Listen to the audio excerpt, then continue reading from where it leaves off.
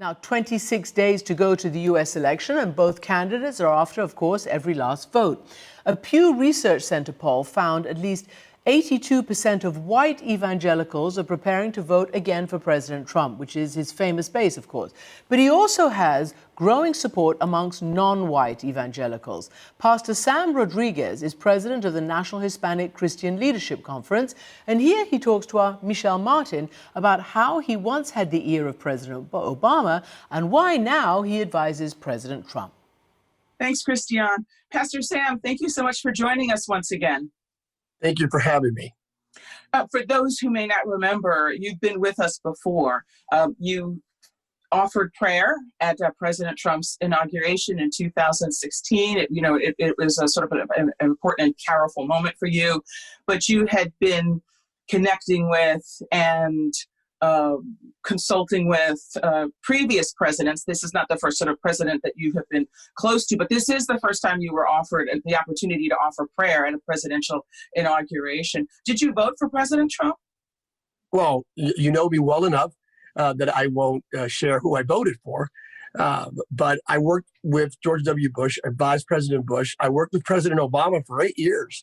And now I'm advising President Trump. So I never share who I voted for, actually. It's just part of my covenant with God and my family. It's been reported in the media, though, that you're campaigning for him. So is that not true? Yeah, no, I'm campaigning for life, religious liberty, and biblical justice. That's what I'm campaigning for in 2020. To be very forthright, I was out there in 2008 for President Obama because I believed in his vision for America.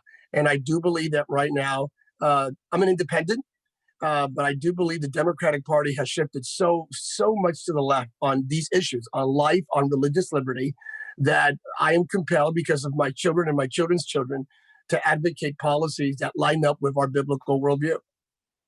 So to that question, President Trump has ably demonstrated that he is against abortion. But with more than 200,000 people dead because of a COVID-19 crisis that the reporting indicates that he was not forthright about and did not take seriously at the outset, has he demonstrated that he's truly pro-life? Now, this COVID-19 has impacted all of us. I was there in the beginning of certain conversations, working on the National Coronavirus Recovery Commission, giving advice as it pertains to churches in the response to COVID and even post facto. So I can tell you from the get-go, there was a commitment from this administration to deal with COVID in a very deliberate, intentional manner, while simultaneously protecting our God-given rights. The tension constantly has been one issue. Do we give up our rights in the midst of a pandemic or any other circumstance that the government deems as an emergency? And I believe that tension is real, is legitimate. We should have a viable conversation. But I do not believe that President Trump has given up or forsaken or neglected the sanctity of life in the midst of the COVID-19 pandemic. Well, why do you think this country has one of the worst death rates? It has certainly the worst overall number of deaths in the world, and it's got among the worst death rates for an affluent country. None of our peer economies, countries with comparable economies, a level of resources, a level of sort of access to technology are suffering the way this country has. And I certainly don't think I need to tell you that Black and brown people are among the people who have been most devastated by this epidemic. Why is that? Well, with great due deference, and I have an incredible amount of respect for you, of course, with great due deference, I would argue on the death rate. I do agree. The number of deaths is of course, egregious. And any one life that is lost, of course, impacts all of us. But there's a difference between proportionality as it pertains to the population and the actual death rate in comparison to similar nations. And the death rate, forgive me, Pastor, that is disingenuous. The death rate per 1,000 is worse in the United States than it is in any peer industrial country. We're not talking about India here. We're not talking about Brazil here. And we're not even talking about Mexico here. We're talking about countries like New Zealand. We're talking about Germany. We're talking about Australia. We're talking about countries with similar economies to ours. And the death rate in the United States is far worse. So tell me why you think that is. Because the critics of this administration say it's because this administration has failed to take the steps that would be necessary. I would disagree with that. Two of those three nations are two of my favorite nations. I travel frequently every year prior to COVID, Australia and New Zealand. These are nations that are, of course, island nations, isolated.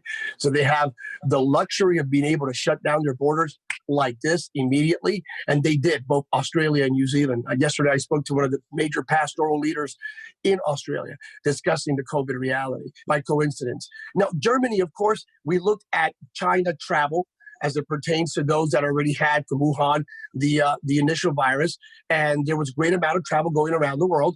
And the president deliberately stated, "We're going to incorporate this travel ban," which I think had an incredible amount of foresight. He was critiqued initially as being xenophobic or racist and so forth. Again, he shut that down. If not for that decision right there, this 200,000 plus may be 2 million plus. So I do believe, I don't think everything has been pristine, by the way. I don't. I'll give you an example. Let me critique not just the administration for a second, but all of us. I remember having conversations with individuals stating from our government, on both sides of the aisle, telling us that we shouldn't wear masks. That masks were basically a waste of time, that they would do absolutely nothing to deter the spread of the virus. And then we come to find out that it may be the primary deterrent mechanism. So across the board, and that came from both sides of the aisle, across the board, I don't think we have been perfect.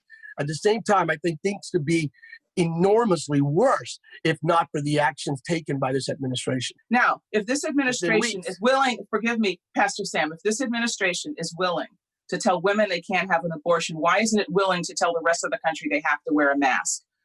This administration has steadfastly resisted guidance to the governors and ordering a national mask mandate. How is that pro-life?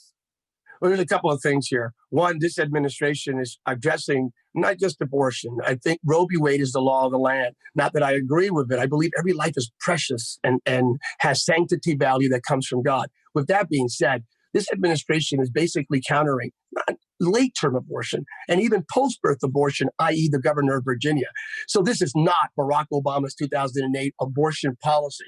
Hence, that's why you see now in a recent survey from last week, more Latino people self-identified as evangelicals, the numbers are up. They seem to be inclined to vote for President Trump because of that abortion sort of unbridled commitment, this obsession on the Democratic Party's part of late-term abortion and even post-birth abortion. I mean, who does that? Mr. Pastor Sam, that is not the position of Joe Biden at all. It just isn't. And I'm sorry, it is the position of the Democratic Party. Absolutely. Every single time Joe Biden, who I think is a good person, Joe Biden, when he is asked about a late-term abortion, at least say late-term abortion like President Obama. Well, late-term abortion is not a medical term, so I don't know why you're insisting he use it. It's not a medical term. That is not a medical term. Oh, you and I both know that's like straight away ignoring a response that would actually activate more Latinos to vote for Vice President Joe Biden. If the Democratic Party would go back to 2008, President Barack Obama's posture and stance and even presentation as it pertains to uniting the nation on so many issues, this election would be completely over, without a doubt. You think President Trump's united the nation? No, I don't think President Trump's united the nation, and I don't think President Trump has divided the nation. The question we have to ask ourselves is, why was he elected in the first place? Where did he come out of? Why did President Trump become president in 2016? What took place? And there were issues. I do believe that the Democratic Party swayed in the second term of a president who I absolutely love, President Obama, with one of the best first ladies ever, Michelle Obama, without a doubt. I do believe that at the end of his term, his second term, the Democratic Party was already swaying so radically to the left and neglected a populace in the electorate. Individuals who actually voted for him in 2008, President Obama, ended up flipping and voting for President Trump in 2016. And now the Democratic Party, in my humble opinion, has been hijacked. Socialism, I'm Latino, yo soy raza. Venezuela, Cuba, Bolivia, Nicaragua. How in the world can you tell this Latino who is pastoring and ministering to Hispanic immigrants, many of them undocumented, by the way, that I'm going to support an ideology or a party that substantiates socialism? Are you kidding me? Again, please, where is the Democratic Party of President Barack Obama 2008? That's what I'm asking for. So you've identified two issues that you say are critical to your vote, or at least your support. You're not telling us who you're going to vote for. You've identified abortion. You've identified socialism. And what's the third? Religious liberty. Religious liberty. I live in California. I applauded Gavin Newsom.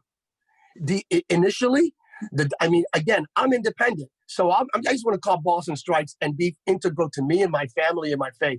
He was amazing in the beginning. Gavin Newsom was a rock star. He was trying to dealing with COVID. You're talking about dealing with COVID. Okay. He was trying to preserve the economy while saving lives. And he did it in such a practical, pragmatic way. Even in the back of my mind, I went, this is pretty amazing. He has the potential of running for president and actually maybe winning because he's very in the center right now. This is a centrist movement. All of a sudden, this is what happens when you listen to advisors that have a myopic way of thinking. All of a sudden, casino, liquor stores, cannabis stores, which is weed stores here in California, all of these things are open. Churches, you're shut down. Not just shut down. Quote, here's the decree. You can't meet in your home for a prayer/fellowship gathering, Bible study. What? Are you kidding me? Even with masks, even with social distancing in my own home, you're telling me who I can meet with in my home? To people of faith, people of particular faith practices, gathering is fundamental to faith. Gathering in prayer together, visiting together is fundamental to some people's practice. So for some people, it is like eating. I mean, it is as essential as a form of sustenance as food. So granted that, but you're saying you don't see those as measures taken to preserve life. Sure. There it is. I'm a practical person. I'm a Trekkie. So I'm not a fundamentalist. I'm a faith and science guy. Yes, if everything else would line up, if there would be no exception, you can't open up casinos and shut down churches. There are no conversations in casinos. None. People around don't gather in casinos. You can't discriminate. You can't say casinos and liquor stores are fine, churches are not. And not only that, look at the protests. And my family actually hosted a protest right after George Floyd's murder in my home state of Pennsylvania. We were there. So, and many of my church members participated in peaceful protests without a doubt, because I'm committed to righteousness and justice. But I can't deny the fact that post facto, even in surroundings around my church, there were protesters that were not wearing masks. And don't give me the whole 93% were. I would love to know who statistically incorporated that study and how they did it. Show me the data, the methodology. No, a large number, some were wearing masks, a large number of individuals were not. You can't permit protests where people are gathering, speaking, shouting, and then say, churches, you can't gather. That's religious liberty. I believe in religious liberty. I think religious liberty is the firewall against secular totalitarianism. And we have seen during COVID, not just in California, but in Michigan and other states, coincidentally driven by Democratic governors who are infringing upon my God-given right to gather, which I do believe is essential, and worship. So it's life. Not this idea of stopping a woman from having an abortion. That phraseology doesn't line up. I have feminist daughters, Christian feminist daughters. Okay, so let's go back to that as a matter of policy. So presumably one of the policies that you agree with is appointing judges who will overturn Roe v. Wade, at least with the intention of overturning Roe v. Wade. What is your vision of the way America will be if that occurs? Yeah. My inclination is to see judges appointed to the highest judicial branch or the highest judicial appointment in the land that look at the Constitution not as a fluid document, but look at the Constitution and adhere to and respect the original intent of that document. Some have argued it's a sacred document. I don't think I'm not committed to idolatry, but it is an important document indeed. So I'm committed to that. I think Amy Cohen is amazing in her commitment to preserving, to applying the letter of the law rather than reading into it. Okay, this idea of legislating from the bench. The president's made it clear. Amy Coney Barrett her entire sort of area of research is focused on overturning precedent. So I don't see how you can say that the goal is to overturn Roe. It clearly is to overturn Roe v. Wade. The president said that's his whole framework in selecting judges are people who are reliable conservatives. So I'm just asking you the question: what is the vision of America after if Roe is overturned? My vision of America would be to see every single life protected in and out of the womb. As it pertains to overturning Roe v. Wade, every single person who has come up to the bench of the Senate has argued that Roe v. Wade is the law of the land. So even though I am staunchly pro-life from the womb to the tomb, from the moment of conception, I do believe that we can find a practical area where at least we can all come in agreement that late-term abortion is unacceptable, unless it's a medical emergency, and by medical, the death of the mother, right? So should women be prosecuted for having an abortion? No, of course not. Of course not. Of course not. And it's not even about women being prosecuted.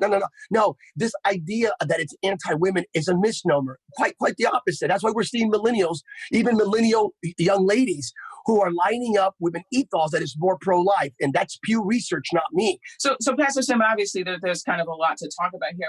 The president remarked about contracting COVID. He said, "I think this was a blessing from God that I caught it." How do you respond to that? That's a Trumpism. Again, that's a Trumpism. That's President Trump being President Trump with his commentary, descriptors, nomenclatures, and vocabulary and language that's germane to the reality of Donald J. Trump. I personally don't see COVID as a gift from God. I understand what he's saying, that it enables him to understand the reality. And if it is a gift to understand the suffering of your fellow man, I don't know if it's a gift. It may be a blessed burden would be the theological phrase. That may be a better application.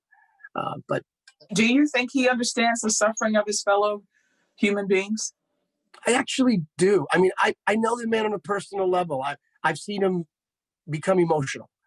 I've seen him express great concern, even angst and consternation regarding some of the social melees taking place in America. So I do. I think it's hard to understand President Trump unless you've met him and know him personally. I wouldn't support anyone. The depiction of President Trump in the media would be someone I would never support in the media, in the mass media. But I know this man personally. He is a human being. He is emerging in his faith. He loves his family. He loves America. He wants people. He really is committed to one thing. Instead of seeing Americans survive, he wants them to thrive.